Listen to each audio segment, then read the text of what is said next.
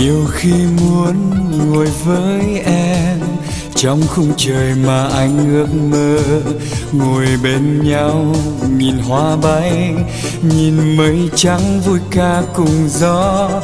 Mà anh biết rằng chỉ bên em trong ngàn muôn giấc mơ, tình yêu anh dành trao em luôn thật lòng. Ngày em nói rồi sẽ đi theo bên người mà em mến yêu, thì anh hay tình yêu ấy phải vui sâu.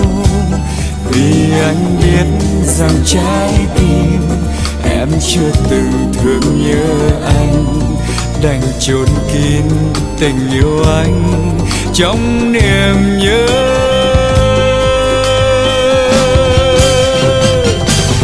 Đừng nhìn anh bằng đôi mắt đầy xót xa cho duyên tình anh.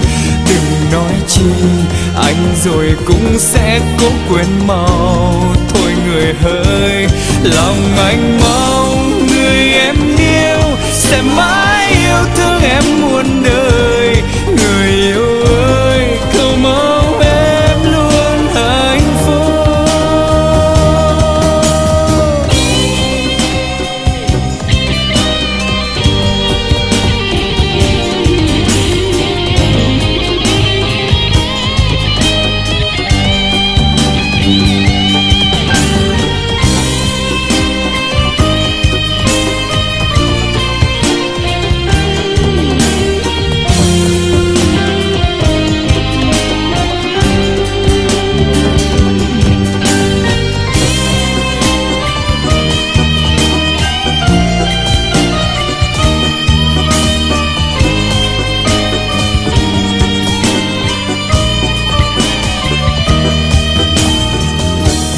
Nhiều khi muốn ngồi